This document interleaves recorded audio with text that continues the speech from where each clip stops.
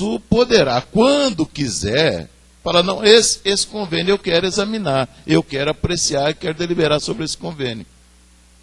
Entendeu? Se alguém tiver alguma dúvida sobre qualquer convênio que a FEB estiver celebrando, é só indicar e o Consul aprova, ele vai examinar. Certo? Ou seja, o Consul ficaria com a atribuição de examinar a exceção que ele indicar e não teria que examinar todos os convênios, porque isso atravancaria, burocratizaria demais todo o trabalho. É? Bom, eu acho que com certeza, eu também concordo. Eu concordo, porque o Consul já tem a competência de examinar e fiscalizar o que ele quiser. Basta ele querer, né? Basta indicar. Professor, ele vai. Mas, agora, se a gente colocar essa obrigação de fazer em todos, nós vamos estar dando atribuição administrativa para o Consul. Renatinho. Eu queria fazer uma colocação. Como é que a gente, enquanto conselheiros, vai saber os convênios todos? A gente não tem essa informação. Aí eu fiquei sabendo na Rádio Peão, desculpa o termo, que houve um convênio com fulano de tal. Aí, então eu trago para cá e falo no outros. No outros, quero saber, quero que me expliquem. Não, a gente tem que saber enquanto órgão gestor. Veja bem, enquanto órgão gestor, o Consul não é órgão administrativo. Ele não é órgão operacional, vamos chamar assim. Ele é um órgão deliberativo. Então, ele pode receber denúncias, né, de professores, funcionários, alunos. Alguém pode se interessar e falar, eu quero ver todos os convênios que estão sendo celebrados. É só ir lá na reitoria, está tudo aberto, não tem segredo nenhum, certo? Então ele poderá ficar sabendo dessa forma e vai ter o poder de fiscalizar do mesmo jeito. É isso que a gente está propondo. Agora, do jeito que está aqui, significa que a cada convênio que a reitoria tiver que celebrar, vai ter que mandar para o Consul examinar. Mas entendeu? E se pronunciar sobre todos eles. E são muitos. Então nós vamos ter que criar dentro do Consul uma estrutura administrativa para falar esse sim, esse não, esse sim, esse não. Quer dizer, é uma coisa que foge da natureza do Consul. E como o próprio Ricardo já falou, e o Mário também, isso já é da competência do Consul, fiscalizar essas coisas. Esse inciso seria até desnecessário, mas eu não chego nem a sugerir a supressão. Mas, colocando essa expressão, eu acho que resolve o problema. Entenderam? Professor, só para esclarecer, né, esse inciso não foi sugerido pela comissão, ele já estava no estatuto. A gente só adaptou o nome da Fundação Educacional de Barretos aí, que estava errado. A gente não colocou isso aí. Mas como a gente está aperfeiçoando aqui, né? Então, não, só estou mencionando para dizer no que estatuto anterior tinha muita coisa que a gente precisava mexer também. Né? Por exemplo. Quando chega ao conhecimento, primeiramente, bom dia a todos. Já foi executado. Por exemplo, sempre me intriga quando eu passo aí na avenida, tem aquelas duas obras construídas ali. Eu não sei como é que apareceu essas obras ali, como é que chama, da prefeitura. De repente, uma área da fundação foi destinada a isso. Nunca passou nada por aqui, nem a contrapartida. Passou sim. Vamos só para o Consul aprovou a doação da Consul e o Conselho Curador. Mas tinha que ter uma contrapartida. Que não era esse, Conselho Diretor. O antigo Conselho Diretor, né? Bom, Conselho Diretor. Agora, se passou, tinha que ter uma eu não lembro, tá vendo? Minha memória está falhando. Mas o que eu quero dizer é o seguinte, uma área foi doada, nem sei se faz parte daquela medida que está aí não tem uma medida de 120 mil metros quadrados, 172. Não, é 127 mil metros quadrados. Eu nem sei se aquela área faz parte dessa medida. Até que vai aparecer mais adiante aí. Então, será que aquela área ainda está dentro dessa medida? Isso também. Mas depois que chegar lá, o senhor explica. Mas o que eu queria saber, quando começou a construir isso, essas obras, ia ter uma contrapartida para a instituição. Por exemplo, estágio de aluno, sei lá o quê. E até agora, eu nem sei se aquilo funciona 100%, porque eu não sou de Barretos, eu também estou meio por fora disso aí. Mas eu queria saber se nessa doação houve alguma coisa que deu uma contrapartida para a instituição. Me permita. Eu sei que houve aprovação do Consul e do antigo Conselho Diretor, porque eu era vereador e também precisava a autorização da lei, da Câmara. Eu acompanhei isso de perto e aqui no Consul eu me lembro que eu votei favorável, entendeu? Mas esse não é o caso. Isso é uma coisa que a gente pode esclarecer depois, tranquilamente, não tem problema nenhum. O que nós estamos querendo saber é que agora fica essa expressão ou não fica, entendeu? Porque se ficar, eu acho que ela vai atravancar o Consul não vai ter como trabalhar. O Consul não vai ter como fazer isso. E, por outro lado, considero desnecessária essa expressão. É desnecessária o inciso, mas com essa expressão eu acho que resolve o problema. Então vamos ficar aqui. Tá certo? Bom, depois, se vocês quiserem, a gente pode discutir mais. No inciso 24... Agora no 24, outra sugestão da reitoria. Opinar sobre a aceitação de donativos ou legados, aí acrescentar a expressão com ônus. É aquilo que nós já fizemos lá atrás, né? Se é uma doação sem ônus nenhum, quanto mais melhor, sem problema nenhum. Agora, se é com ônus, aí sim o Consul tem que opinar, ver se vale a pena, né? Então, só acrescentar aí, ou legados com ônus, certo? Depois, no 25,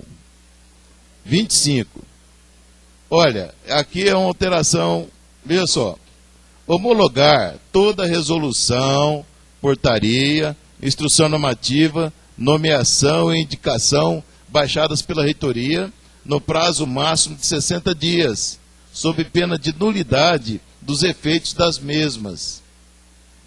Aí, a reitoria sugere que esse texto seja substituído pelo seguinte: homologar toda resolução, portaria e instrução normativa editadas pela reitoria na sessão ordinária imediatamente seguinte à edição, sob pena de nulidade dos efeitos das mesmas. Quer dizer, o que altera na nossa sugestão? Que, ao invés de ser em 60 dias, que seja na próxima sessão. Por quê? Porque muitas vezes a próxima sessão vai além de 60 dias. E quando atinge os 60 dias, nós temos que reeditar. É uma coisa que não tem sentido ficar reeditando. Então, com essa redação, a gente elimina essa questão da reedição. E a resolução, a instrução normativa, vale até a próxima sessão. Tá certo? Sem a necessidade de reedição. É só isso que nós estamos mexendo aí. E é só isso, as sugestões da reitoria. Então, vou repetir. No 25, nós queremos suprimir a redação que está lá e substituir pela que eu vou falar, ó.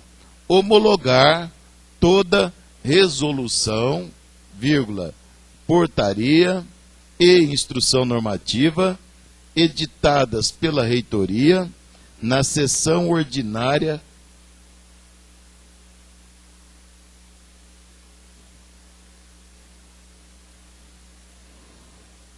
imediatamente seguinte à edição, imediatamente seguinte a craseado a edição, né? Seguinte a edição,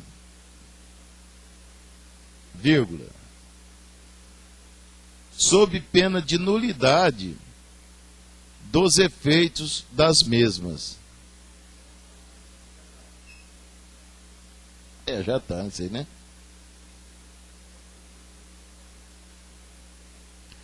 Então, sobre nomeação e indicação, não precisa estar aqui. Por quê? Porque toda nomeação, indicação, designação é feita por portaria, né? Então, nós já colocamos a portaria aqui, não precisa mencionar. Ok? Então essas são as sugestões da reitoria nesse artigo 26. Pois não, Paulo. Eu gostaria de pedir que o senhor me explicasse, eu não entendi. Significa que eu estou dando alguns exemplos da reitoria anterior. Era feito dessa forma, por exemplo, aumentava o número de vagas de um curso, o número de vagas, tá, para vestibular de um curso, trazia para ser votado depois que já tinha aumentado o número de vagas, que já tinha gerado um monte de problema para, enfim, para a secretaria, com salas, para os professores, para a coordenação, só que aí não tinha mais jeito, porque já tinha divulgado isso no vestibular, tal, e todo mundo tinha que engolir, passava pela reunião, a gente aprovava. Essa alteração que o senhor fez, hoje a gente está pensando no senhor aí, tá, mas as coisas mudam. Eu acho que a gente já passou por alguns problemas anteriores. Dessa forma, não seria feito do mesmo jeito? Traria depois que as atitudes já tinham sido feitas e a gente vai ter que aprovar, porque algumas coisas não dá para voltar atrás, não é isso? O senhor me explicaria melhor, por favor? Não, posso sim, Paulo. Professor, desculpa, posso explicar? Porque nós fizemos uma outra alteração mais à frente, que esse era o problema do ad referendo. Então, nós alteramos o ad referendo. Então, não vai acontecer a mesma coisa, porque o reitor não vai poder fazer isso antes de mandar para cá.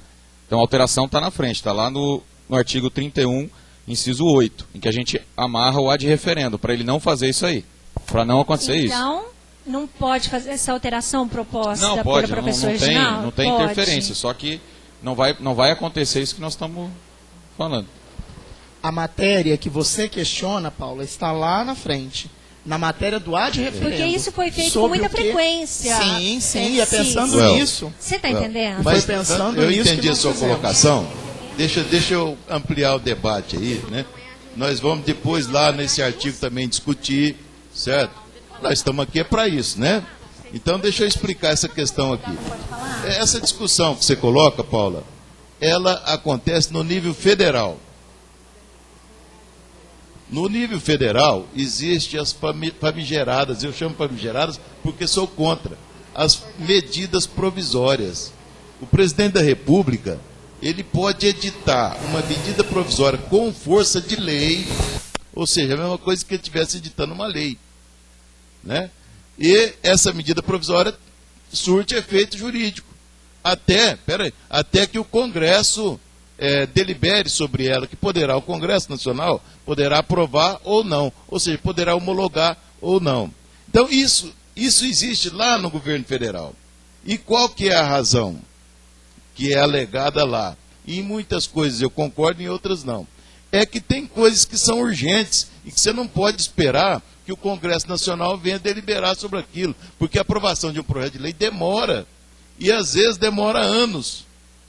Então, tem coisa que não tem jeito. A administração precisa de celeridade, precisa de agilidade. Eu estou colocando debate que ocorre em nível constitucional, né? Agora, tem coisas que não precisa disso. E o que o governo federal aproveita e tal. Esse é todo o debate. No nosso caso aqui, há realmente algumas situações que a gente não pode ficar esperando o Consul aprovar, porque o Consul, ele se reúne ordinariamente 2 vezes por semestre, né? Seria agora no final de agosto e no final do ano. E depois, no começo do ano letivo e depois em junho. Quer dizer, tem coisa que precisa ser decidido antes.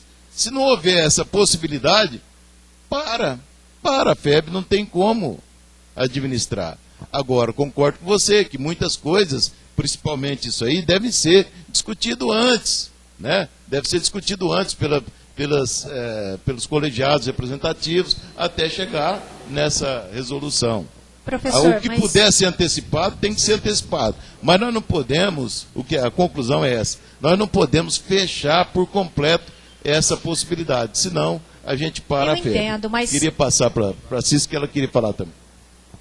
Paulinha, só uma questão. No que você, né, nesse aspecto que você está falando, que impacta profundamente